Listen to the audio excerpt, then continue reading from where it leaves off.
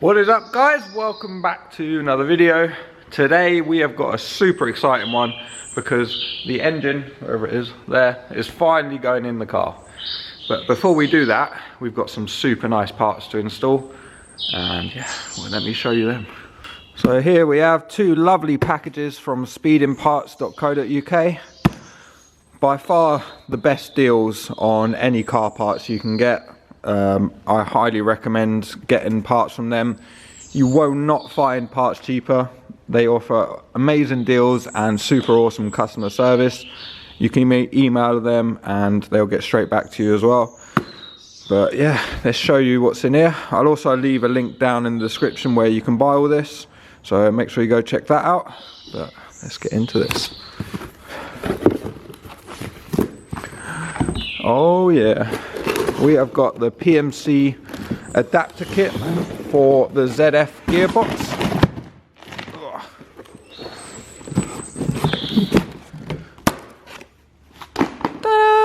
Look at that unit. That is, geez, look at it shine. That is a solid lump of alley. Super high quality. This basically adapts the JZ to a BMW gearbox, so you can run a factory gearbox. This one is for the ZF gearbox. And in here we have, there's the actual adapter plate itself. Looking super sexy. It's absolute unit. Such a lovely bit of alley. All CNC'd. 2JZ BMW boy. But yeah, let's get all this installed. We've also got a clutch somewhere, hopefully.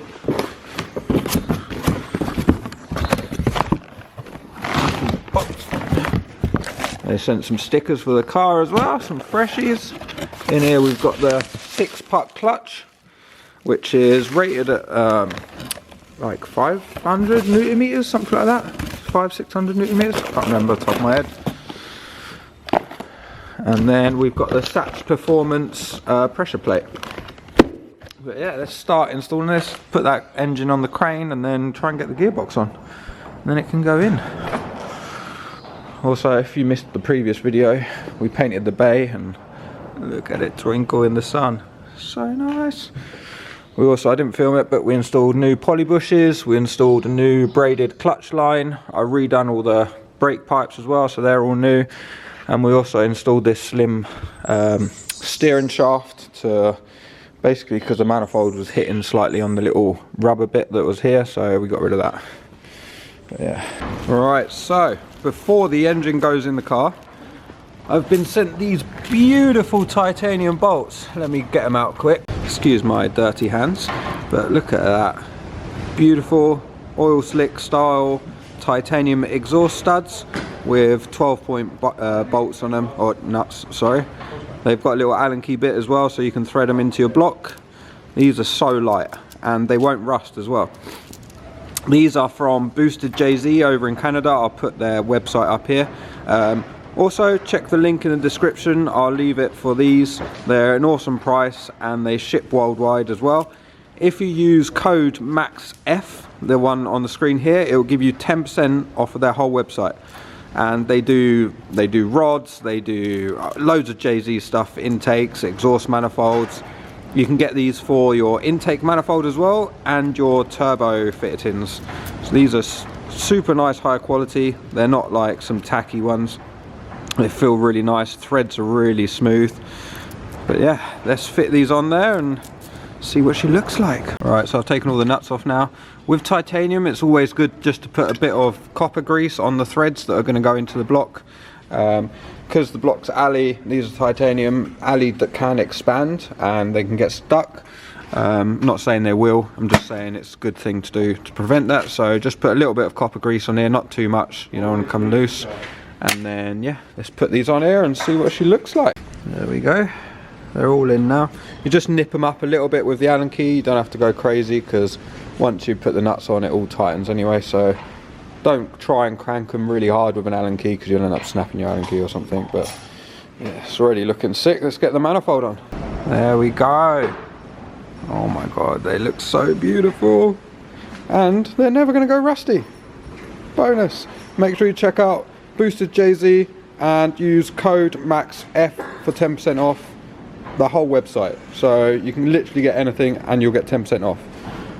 Make sure you go check them out. Link in description. Go! Woo! Right, so with this kit you use the factory automatic starter, and then you just use this plate as well. Pop that one on there. I marked them up so I know what way round they go, and then this goes on with the welds facing to the gearbox, so this way around.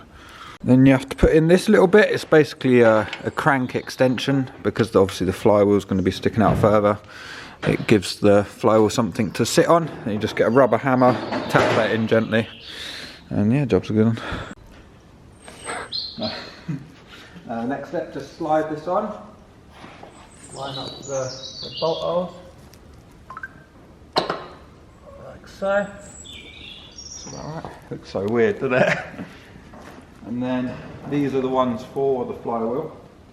We're going to put some, before we do that, we're going to get them. Make sure you put some Loctite on these, you don't want them coming loose.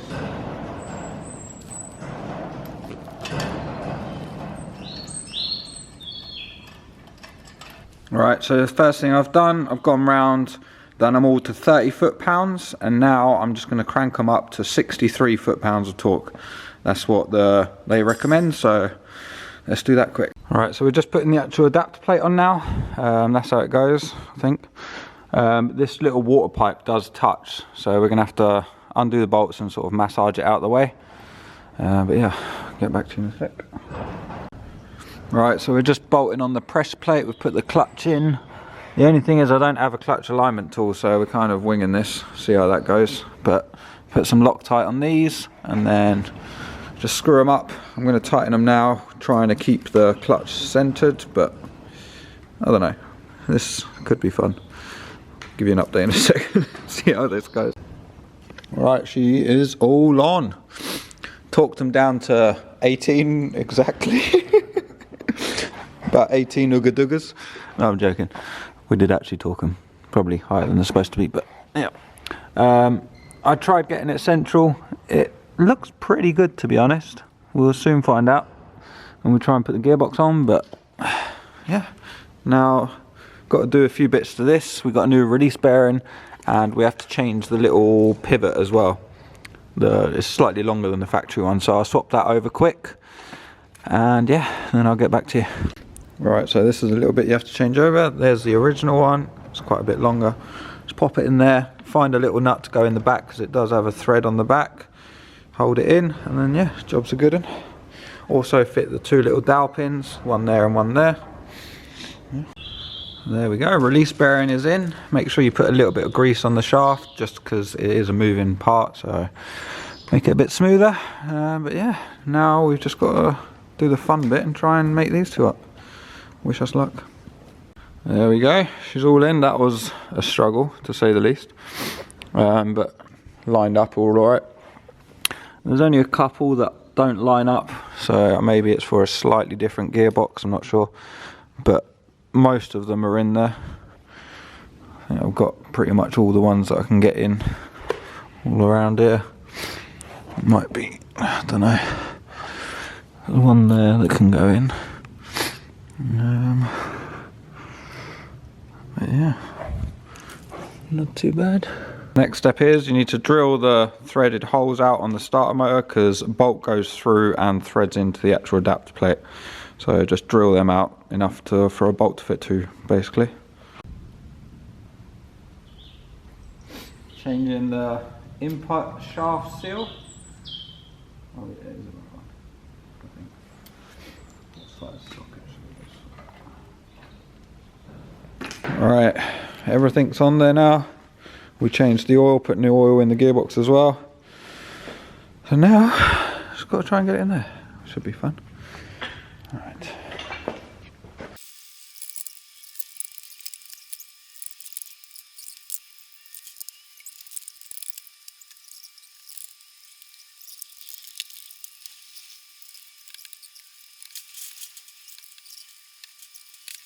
Alright, it is finally in there.